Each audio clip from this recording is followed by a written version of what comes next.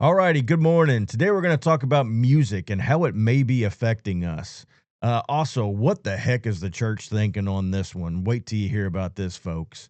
And also, there's a few little facts from Florida you may find entertaining. Buckle up, folks. You're on the Bearded and Blessed podcast.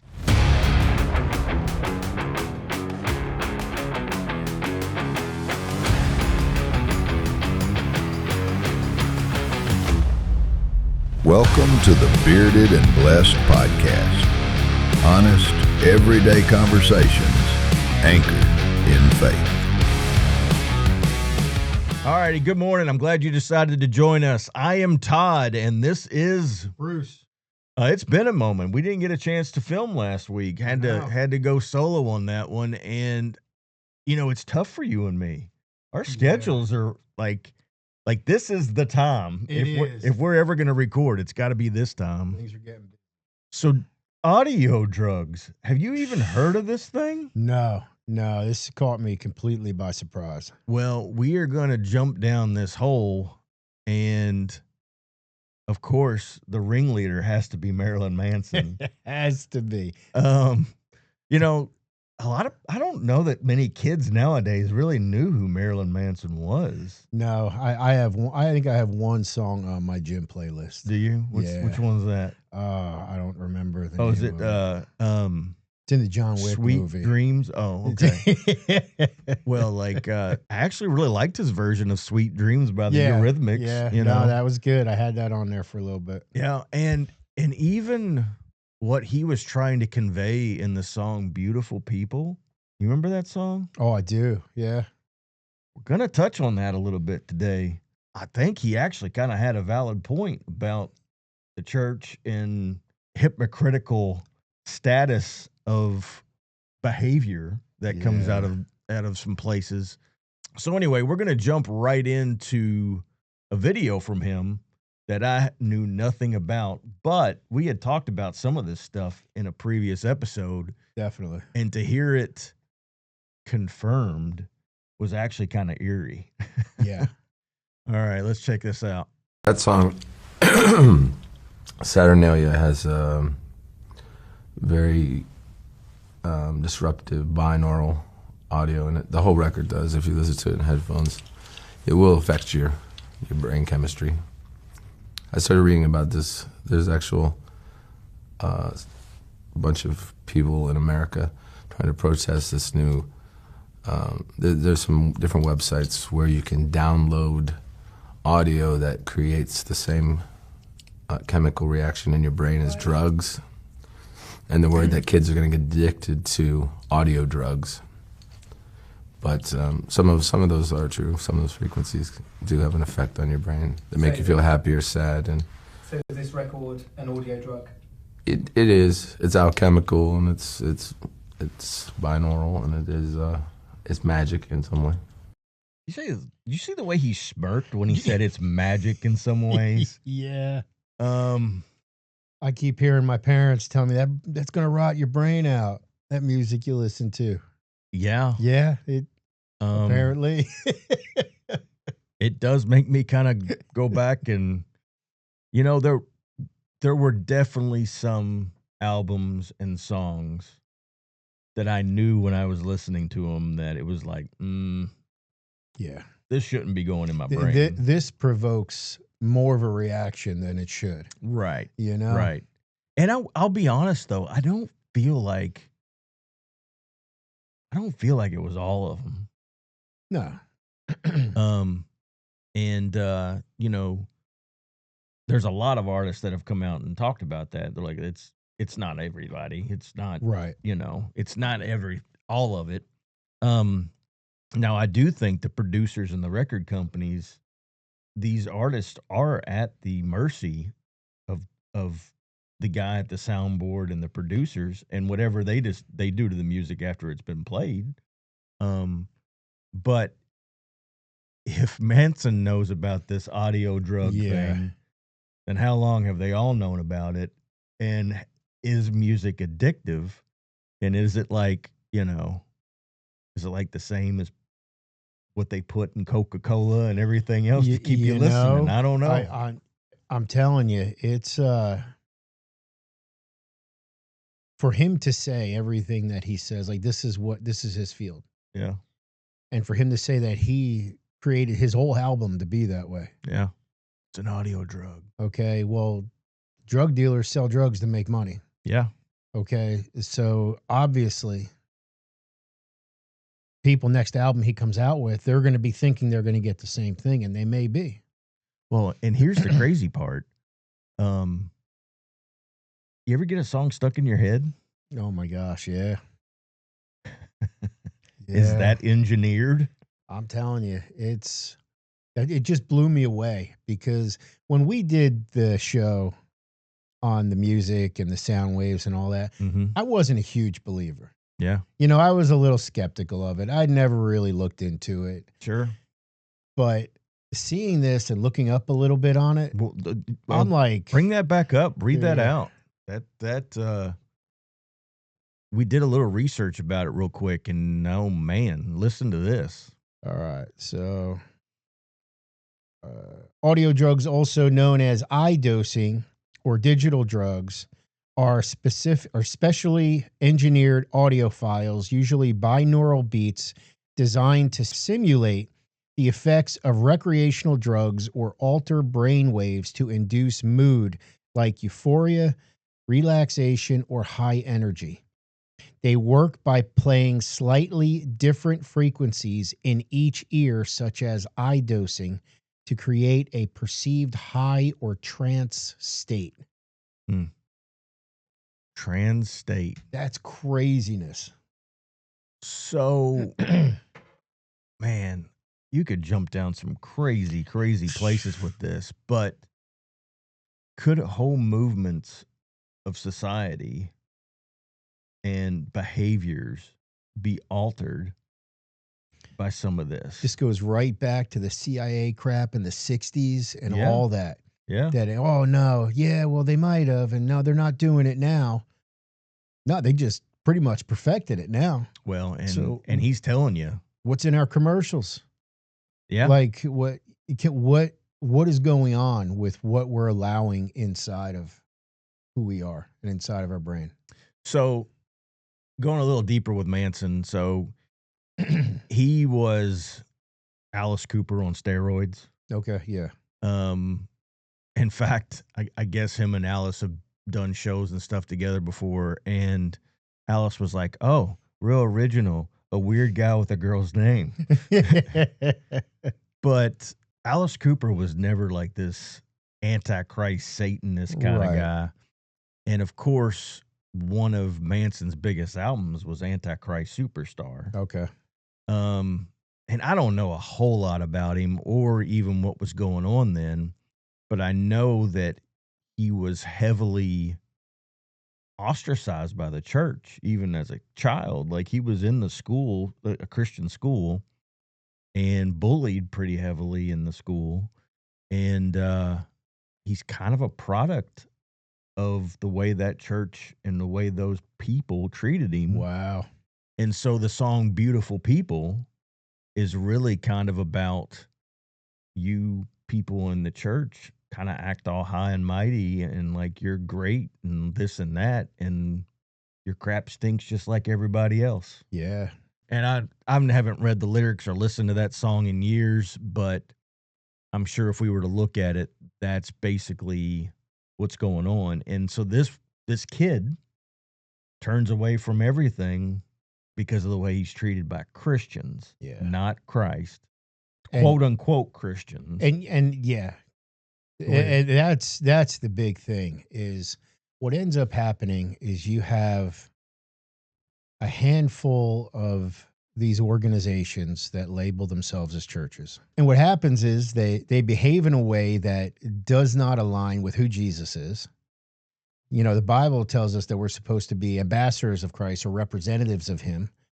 And they're not when they do that. And they don't raise their kids to do that or pay or have the ability to pay attention, because if your child is bullying other kids in school, as a parent who follows Christ and is supposed to be raising your children up in that way, your first ministry is to your family. Yeah. So I don't care if you're a pastor of a a mega church, a Baptist church, whatever. If you're failing at your ministry at home, you have no business pastoring a church and ministering to others in that capacity. Well, so just think about the actions of these particular individuals. This kid gets bullied. Yeah. This kid becomes a superstar with the influence that he has, and now he's peddling audio drugs. I know. Same thing, Katy Perry. Yep. My wife, Yep. that's not my genre of music. Sure. Just to set the record straight. Yeah. But, you didn't kiss a girl and you liked it? Oh, my gosh. Oh, man. Sorry, cut you off guard there. But she tried getting into the Christian music genre. And she wanted to be the Amy Grant. Yeah, and everybody shot her down. She wasn't good enough, but the world took her in. Mm-hmm. But as believers, as ambassadors of Jesus, as brothers and sisters in Christ, nobody could bring her in. Well, I think even POD, she played with POD a few times, believe it or not. But yeah. Like, what are we doing? Nothing good. Nothing apparently. good, apparently. Well, and again, it's not all, but what happens is a couple of bad apples end up being what's spoken about. And then what happens is the majority of Christians get put into that. And bad apples create bad apples. They do. Absolutely. That's a really good point. So the other thing, so that Marilyn Manson video, I believe that was like 2017 or somewhere around there. I mean, there's been crimes and allegations against this guy. He's a self-proclaimed high priest of the Satanist church or whatever. But the crazy thing is, in 2024, there was some concert or church service or something where he was in attendance, and there were rumors that he may have actually accepted Christianity. I had heard that. He's been real quiet about it if he has, but hopefully, his soul matters just as much as anybody else's. And that's the thing, man, is nobody's out of God's reach. No, not at all. His love encompasses everybody, regardless. Marilyn Manson doesn't do anything worse than I haven't done in my life. Right. Before I came to Jesus and after I've come to Jesus. And that's a solid point. And we've got to remember that. We do. And, as we go a little further here, hopefully this all kind of coheses together and sort of paints that picture of, no one's too far gone as long as they take breath. Absolutely. Even the thief on the cross next to Christ. 100%, man. So we're going to look at this next video. This is Dave Mustaine, who we've talked about before. And he was interviewed on ABC. Gosh, this is a few years ago. And I'd forgotten. We're going to look at another clip after that with him and Joe Rogan. But I'd forgotten Dave's been like a Christian now for almost 15, 20 years. It's been a while. And I think I'm just old and forget how old I am. Yeah. And man, if you look at Dave Mustaine, he's not young anymore. No, he's looking a little weathered, man. So we're going to look at this first video. I don't know. It's about 3 minutes. And folks, it is video heavy today, but I think there's a reason and a need for a lot of this because it really spells out a good portion of what we're trying to talk about and really have everybody think about too. And as you go along today, any comments, of course, like and subscribe, but any discussions and comments you want to have about any of this, I would love to hear it because these are things we need to be talking about. Yeah. And as we go a little further, I think Magdalene Rose, another segment, really brings that up and talks about it well. So here we go. Dave Mustaine is one of the gods of metal, a founding member of Metallica and the founder and frontman for Megadeth. He says he has no doubt about the devil. The greatest lie he's ever told was convincing people he doesn't exist. And you see people, they think that he's like red. He's got a goatee and a pointy tail and stuff like that. He doesn't. He's very beautiful. He's an angel. Why would he look like some monster? He's capable of looking just like you. He could be in this room right now. We wouldn't know it. That's a scary thought. It's a very scary thought.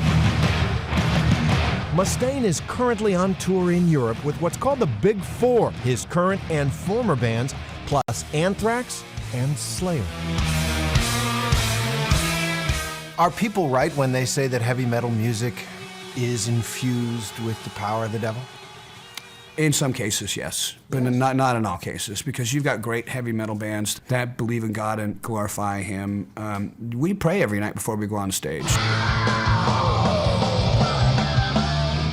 That sounds great. For a You happy with it? 50-year-old man, I feel pretty damn good. He shows me a chord progression called the tritone, also known as the devil's interval. The devil's tritone is made up of these 3 notes, and this note right here drops down 1. So it goes. So listen to the difference. It just sounds evil, doesn't It it? sounds darker. Which is why the progression is used so frequently in death metal.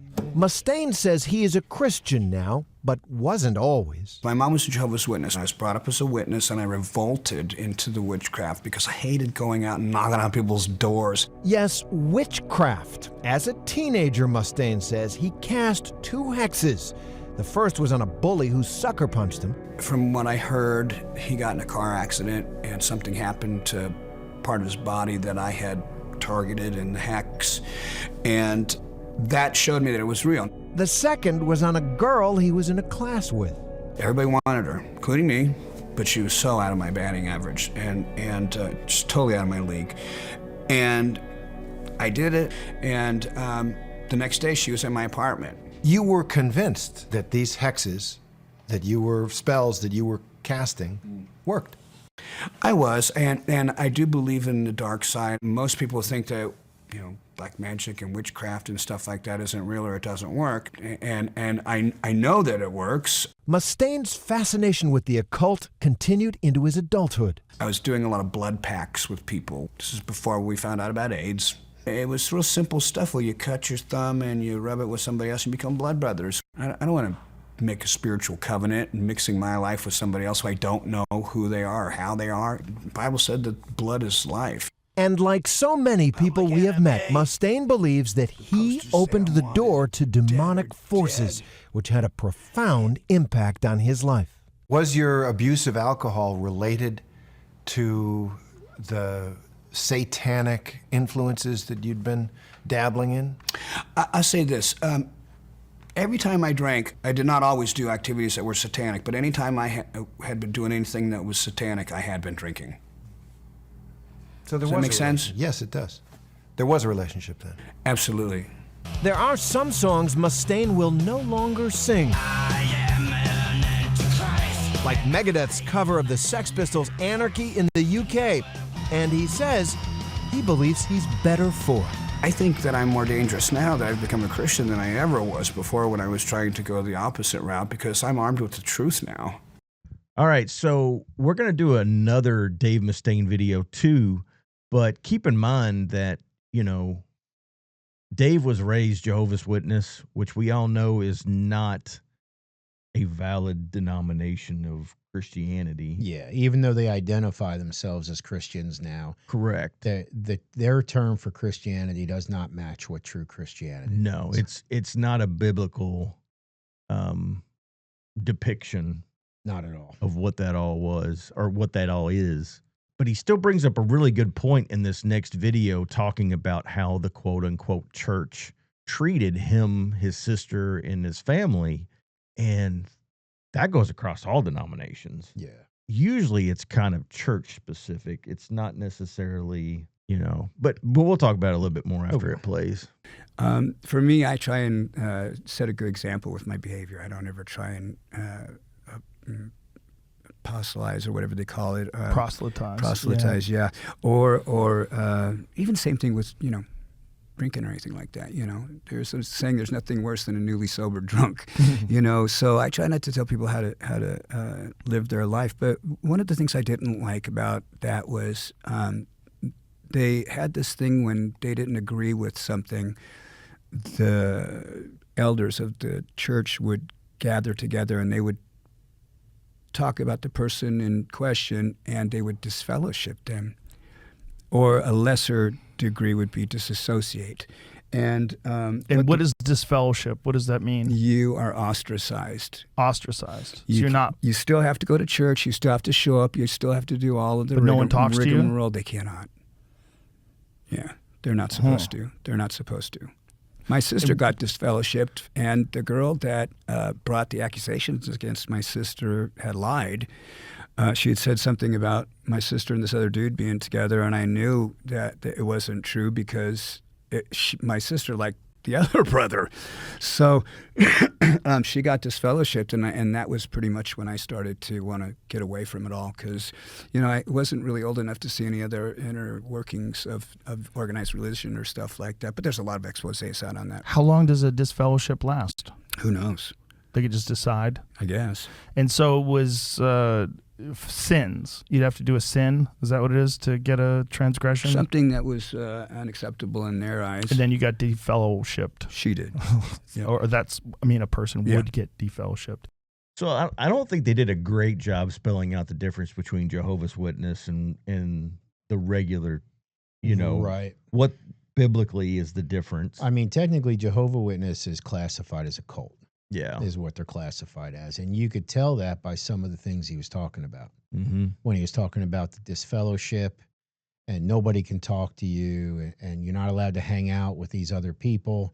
And believe it or not, I've seen some churches, like Christian churches, that if you're a part of that church for a while and say you've got yourself and you're running groups or you're in leadership or you're doing stuff and you leave, bro, the employees are told, don't talk to them. Yeah. And literally, they will avoid you in the grocery store. It's the wildest thing to experience. Well, the Catholic Church will excommunicate people. It just makes no sense to me. No. I mean, like, he was going through there talking about the reasons why you could be disfellowshipped. And he's like, yeah, basically it's a transgression or sin. And I'm like, why is anybody coming to church? Why is everybody? Yeah. Because every single person in that place should be disfellowshipped according to your standards. But then I think he clarified it and he said it's up to their discretion. Right, their discretion. And that's when you know, man, if you got church leadership and Jehovah's Witness, again, it's not even a church. And sure. But if you've got But this goes on. That's what we're trying to say. It does, unfortunately. That, and they're doing that type of thing. Whatever at their discretion is what it is and not laid out in Scripture, then, man, good riddance. You need to get out of there and run. If the elders are coming together to make decisions and those decisions aren't biblical. And the Bible's very clear about church discipline. It's not hidden. It's right there. 2 or 3, a witness, you're supposed to sit down, you're supposed to talk. And church discipline is always supposed to be in the hope of restoring the believer back to the body, because the point is not to kick people out, but to bring them in and be together. So Galatians 6, let's go through 1 through 6 here. Brothers and sisters, if someone is caught in a sin, you who live by the Spirit should restore that person gently. But watch yourselves, or you also may be tempted. Carry each other's burdens, and in this way you will fulfill the law of Christ. If anyone thinks they are something when they are not, they deceive themselves. Each one should test their own actions, then they can take pride in themselves alone without comparing themselves to someone else. For each one should carry their own load. Nevertheless, the one who receives instruction on the word should share all good things with their instructor. So that really kind of spells out the way this all should be taking place. And that one word, gently. Yeah. Like what we're supposed, Well, that and the whole smackdown of don't get full of yourself. Worry about yourself a little bit. Mind your own front porch. Right. Before you start worrying about somebody else's. And the thing is, there's a lot of good churches out there that do this. Mm-hmm. And unfortunately, you may have to go through 1 or 2 knuckleheads to find a good one. But it doesn't mean that they're all that way. No. And it doesn't mean that everybody in the church is that way either. Absolutely. could be one or two bad apples, and we've seen the fruits of Marilyn Manson. We know what bad apples can do. And Yeah. One or two loudmouths. so where this kind of leads us is to a band known as GFM, Gold, Frankincense, and Myrrh. I don't know if you've I've heard some of the them. music? Yeah, Okay. I haven't heard them, but I've heard of them. So they split. I'm not sure that they were three sisters, and I can't remember if it's been 2 or 3 years, but they all kind of split and went different ways with their careers. And Magdalene Rose, who was one of the co-lead singers, her and her older sister CJ shared the vocal responsibilities in GFM.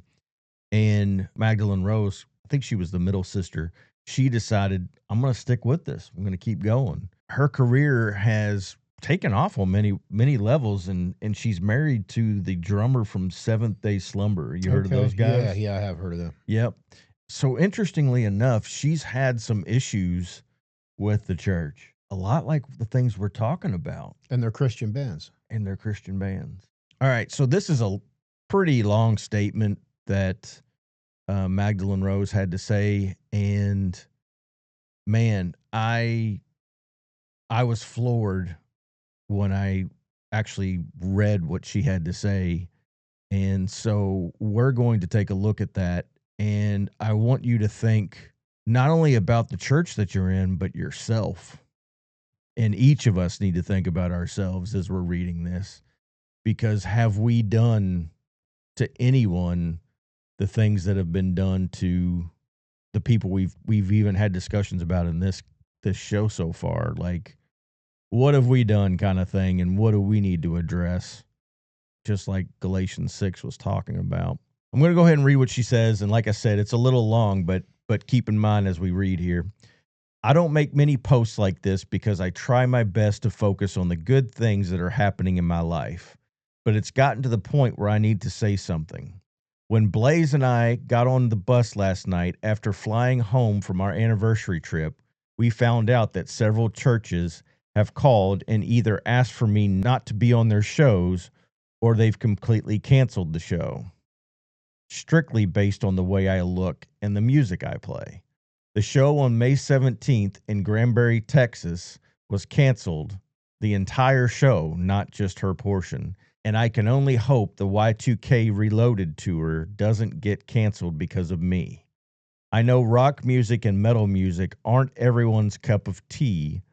I'm not even asking you to like that music if it's not your preference. But these churches aren't even asking if we can play our songs that have no screaming or if we can play an acoustic set. They're not asking why I dress the way I do. They're not asking about my story and the way Jesus has changed my life. They take one look at me and assume that I don't know God. Christians, I would put that in quotes, have called me a Satanist, a witch, called me names that no woman should ever be called. I've been told that I'm leading people to hell and that I'll be walking in right alongside them. This isn't anything new, though. I've been hearing stuff like this since I was a young teenager and had grown men asking me what message I was trying to convey with my clothing. You people act like you have some sort of moral high ground over me, and you're too arrogant to realize you're part of the reason I hated church for so long. I was terrified to step foot in a church because of religious judgment, and I'm not the only one who feels that way. You don't see the kids I talk to every night on tour who are planning on taking their lives, begging God to send them someone who cared. You don't get messages from people in the middle of self-harm asking if I can pray for them to have the strength to stop. You haven't had to hold someone while they were sobbing because tonight was the first time they realized God could love them despite the ridicule and abuse they've endured. You may be the only glimpse of Jesus that people get in this life, and you need to wake up because while you're so focused on black lipstick, there are people committing suicide. There are people struggling with their mental health. There are people struggling with their faith in God, and you're not even willing to give them a second of your time. The Bible says to come as you are, and it says that God looks at your heart, not your outward appearance. I was the one who was medicated and depressed and miserable and so lonely, and Jesus found me and offered me healing. It didn't matter what I look like. I'll be the first one to tell you that I don't know what I'm doing, but I do believe I am following the calling that God has placed in my life. I even went and got my master's degree in crisis counseling just so I could be of better use. How many of you can say you've put in the same effort, or are you just silently judging from your once a week seat reservations on Sundays? I have a church I call home now and get to work with a lot of amazing churches when I am allowed in. I don't only play churches though, and sometimes it feels like it would be so much easier to go back to only playing club dates and to only tour with bands that aren't Christian because they don't judge me. But I know there are people who are like me that don't want to give up on Jesus but are finding it hard to feel like you belong in his family because you look different. If that's you, you belong here. You are not alone, and you are so loved by God. I will continue to find a place in these church spaces because you are worth it. I already know there's going to be upset church people reading this because I still should refrain from the look of darkness or whatever you always comment on my posts. You need to work on understanding the Bible better because the verse you're referencing means appearances of evil. The last time I checked, a color can't be evil. In fact, the color black absorbs all light, and I can only hope to be so Jesus-filled that I absorb his light and can then share his love with others. Shame on you for causing so much pain and for getting in the way of something God wants to do. You aren't God. I don't have to prove my salvation to you, and you don't get to dictate how God ministers to others. How many times do you have to be told to be better until you finally listen? How many people are you going to leave to suffer because to you, your pride is more important than God and what he wants to do? But what do I know? I'm just some emo girl that doesn't fit your preference of what a Christian can be. Somebody is going to have to answer for the lives that will be lost, and I can only hope the blood is not on your hands when this life is over. Disclaimer, I do get to work with a lot of amazing churches that are genuinely doing God's work, and this post isn't aimed at them. All right, so before this feels like a church bashing session, Right. I don't want to go down that road and don't want it to feel that way, and neither did she. So what I really want to do right now is play her response to that after it's been like a week or so, and then we can kind of talk more about what's gone on since. Definitely.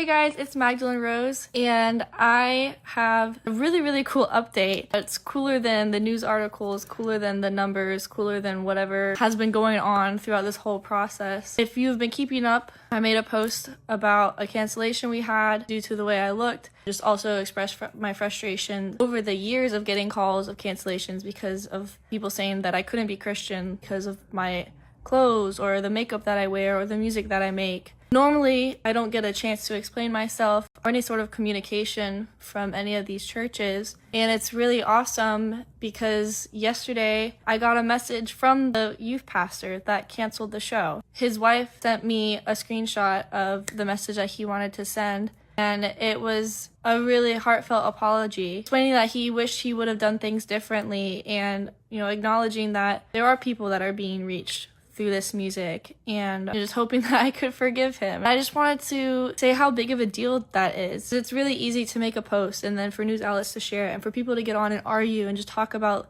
the drama of it all, but a lot of times you don't really see a resolution. And I think, especially being a Christian, that's a really big part of these conversations. And that's what I hoped would happen when I shared that post online. It wasn't me trying to go viral or trying to church bash or trying to, bring attention to my page. I was hoping that people would see that and some sort of change happen. It's so awesome because you guys rallied around not just me, but my band. My husband's in the band, our best friends, Zach and Weston, are in the band.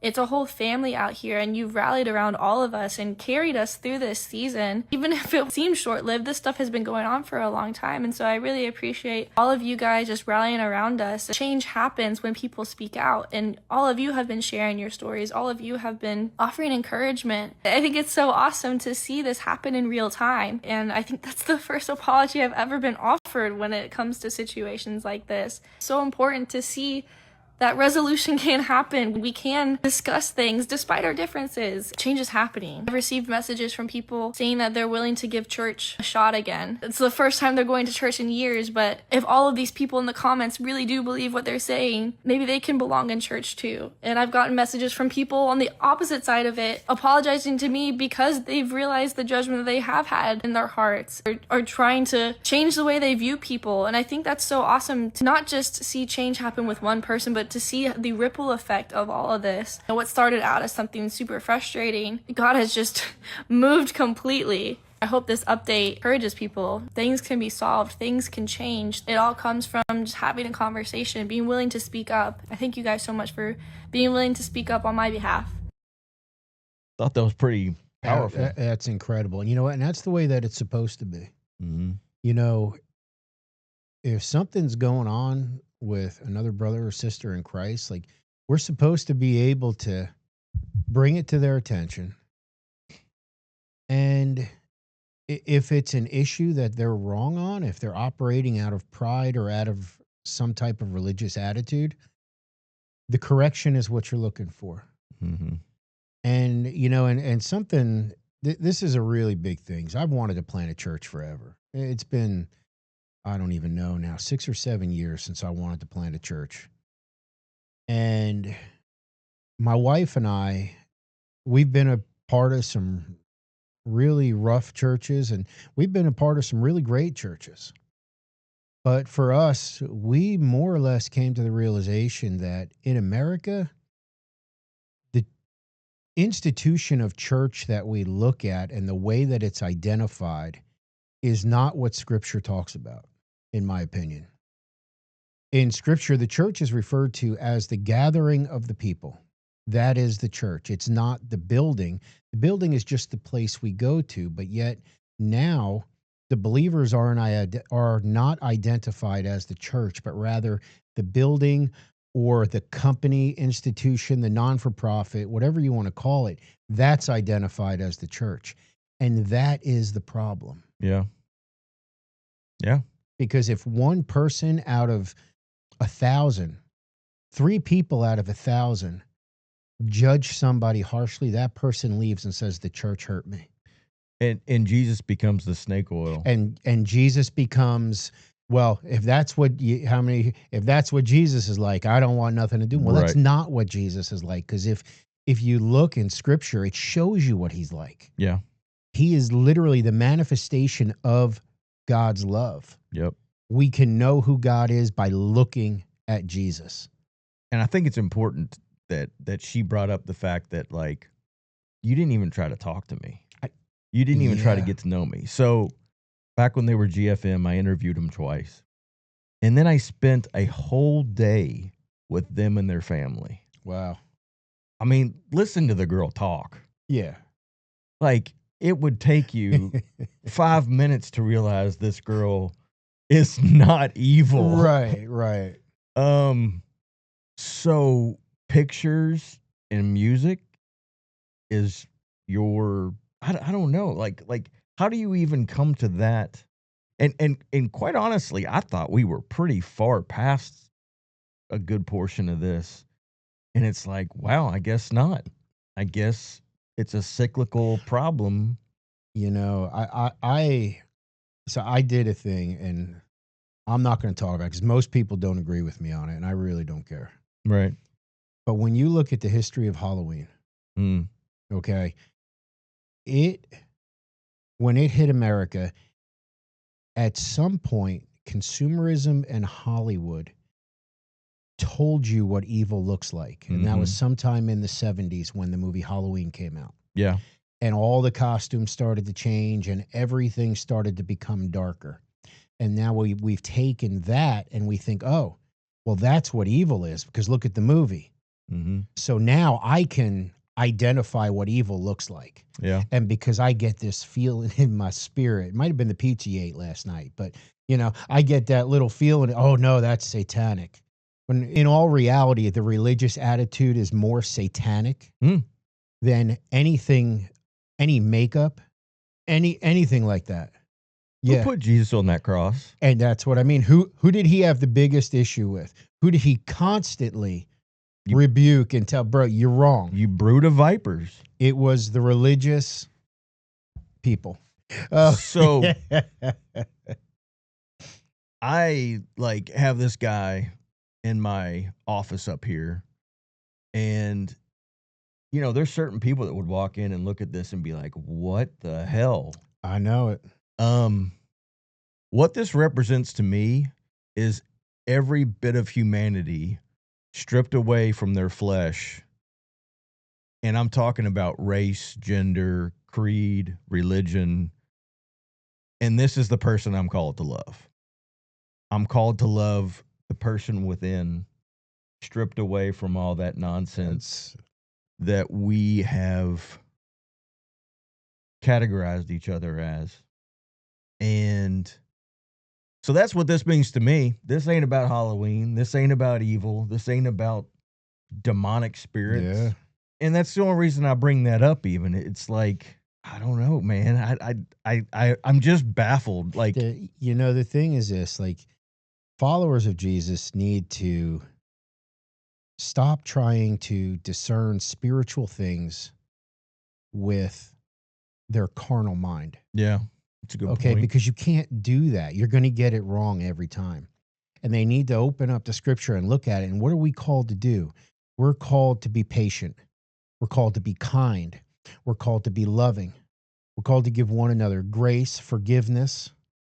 These are the things we need to walk in. We're called to do all those things we're not doing. All the things we're not doing. And you know what? And I'll tell you what, I'll be the first one to say there's days when, Oh, absolutely. man, I fail that list miserably. But I know that I fail it. And I'm like, man, Lord, I don't even know how to do this without you. And I need to be aware of you in my life. I need your help in doing this. Well, I'll go one step further with the Magdalene Rose thing, and we'll kind of put it to rest. The response that she gave, who she is in that video, that's who that girl is. Yeah, that's good. I know man. that girl. That's who that girl is. That's awesome. And so this wasn't, like she said, this wasn't done to get publicity. I don't think she even thought anybody would notice it, to be honest. No, I seriously doubt she expected or wanted any response at all. Sometimes Pretty much. you need to just get that stuff out because, man, when you get hurt by another follower of Christ, it's a deep hurt. Yeah. Because you're supposed to be brothers and sisters in a way that is more than what everything around us offers. And when that hurt hits, that is deep. And sometimes you've got to process that, get it out. You got to give it back to the Lord. And look what he did. Dude, that just brought up, like, there were like 3 or 4 guys in college. Like, I was part of the Baptist Student Union, and those dudes backstabbed me big time. Yeah. And luckily, I'd had a mature enough relationship with the Lord at that point that I didn't see Jesus there and didn't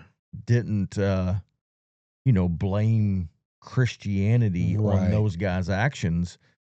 But there was a time when I would have. Absolutely. And so that's the other thing I think we don't quite understand is, you know, every person's journey is at a specific place. Yeah. That's a really good point. And how vulnerable are some of those places that we were in? And what would it have taken to just say, you know what, screw this, I'm out of here? You know, I've had people say, man, you got a friend who does this and this, and he lives this kind of lifestyle. Why aren't you saying something? Yeah. And I say, listen, he knows exactly what I believe. He reads his Bible. Yeah. I said, but until God moves me to do that, why am I going to trample all over what he's doing inside that person's heart? Like, I've got something that I can do that God's not doing. That brings up another good point. Like, what is your relationship level with the person that you feel like you need to have this discussion with? Absolutely. Because if you don't have the relationship to have that discussion, you're probably not going to have it properly. No. Because in relationship, you understand one another much better than you do if it's just something you see and you want to point out. Absolutely. And there's a way that I talk to my brother versus the way that I talk to my best friend. Yeah. And the way that I talk to my wife. Yep. And each one of those has to deal with the relationship that I have with each one of those individuals. That's a really good point. Well, I don't know. This really hurts me. Just just this kind of stuff, you know? The thing is too, and it does, and that's why I try not, I can get really worked up about this, and I'm pretty passionate about this because I've had things happen to me, and I've early in my Christian walk, I had a church, basically, it was a small church, but I had the entire leadership turn against me. Mm-hmm. And I walked away from the church for 10 years. Mm. But the thing is, I walked away from the church, but God drew me back to himself.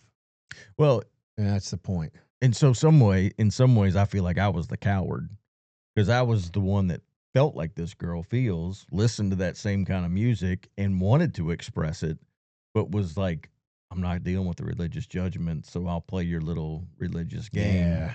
And I can guarantee you there's a lot of people out there like that. And, you know, what ends up happening is, see, as people who follow Jesus, there's one thing we need to do, whether we are hurt or we hurt somebody else. Before we do anything, we need to pray. Mm. We need to seriously go to prayer. And like the scripture you shared from Galatians, man, we need to check ourselves first. Yeah. Yep. I mean, there's no doubt about that. And think about how many times in the Bible, check yourself. all the way down. Check yourself before you wreck yourself. I mean, I think there's some people back in Noah's time that might have wished they had checked themselves a little deeper. All right, we're going to look at this week's Brevard Spotlight, and we need to stop making this food. Oh. Because by the time we get to this portion, it's like, Either that or we need to start doing this in the afternoon where we can bring the food here in and eat it while we do this. We're going to eat it on camera and tell you how good it is and get you all out there to go get your own. So I haven't even put it up on the screen yet. We're just sitting there staring at it. Yeah, we're just sitting here staring at it and drooling. So New York pizza, we stumbled across these people like a week or two ago. Wow. On DoorDash because Alfredo's was closed. Yeah. And my wife's like, I want some authentic New York pizza. Her and her family are New Yorkers. I'm a Chicago deep dish guy, but anyway. I've been craving that. You know what? Man. I don't know anything about Chicago food, but when I see it, I'm like, man, I want some of that. Good. So I'm a Jersey guy, so pizza and sausage, peppers, and onions. So apparently it's like the difference between Italian and Sicilian. Okay. Because Sicilian is like that deep dish. Yeah. And it's so good. Bro, I tried making it. Did not turn out like what well. I thought. It looked a lot easier online. So your Sicilian turned into silly. Yeah, it was. It was like silly putty in the middle. So New York pizza, they're down on North Atlantic Avenue, Cocoa Beach, Florida. Man, I had the veggie pizza last night actually from them. I think we actually had them like 3 out of the last 5 nights. This is what happens when your schedules are so crazy. It's like, just order a pizza. But these guys are delicious. We know a lot of people that are New Yorkers, and they've all tried this. Like I said, the family's New Yorker. They're like, man, that's pretty close to home. Wow. So anyway, man, I think they've got some really good stuff. I even got some meatballs from them, and I'm trying to think what else. I think we may have gotten some. You're gonna love it. Meatballs, breadsticks, and I think we did cheesecake from them, and it was all stellar. So give New York pizza a try. I think you'll love it. And we've been covering a lot of stuff out on Cocoa Beach lately. We have, man. And I don't get out there that often, but I have been out to Juice and Java a couple more times. Yeah. Especially on like a Saturday morning if I'm craving something. Oh, yeah. So, Bruce. Time for Do you always get a little scared when I do. I'm a little nervous because Florida's wild. There's some crazy stuff coming out of the whole space world. I don't know what to believe. I really don't. I think we really just want to have fun with this more than anything. You have to.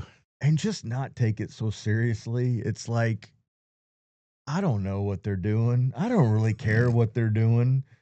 The one thing I care about is the fact that it cost me billions of tax dollars. I was just going to say, man, it's... But it's not like we'd save any of that money because they'd just dump it somewhere else. They would dump it somewhere else, but it would sure be nice to know, like, hey, this is what we're going to do with that. Are you okay with that? Yeah. We're going to land in the desert, but we're going to tell you it's the moon or that it's Mars. And So you're cool with that, right? So you know where I'm going already, huh? So it's funny you mentioned Mars because apparently there are a couple different places that are on Earth that they found that I was only joking. Oh, you didn't know this, huh? There's a couple places that are very similar to Mars. No. So here we go.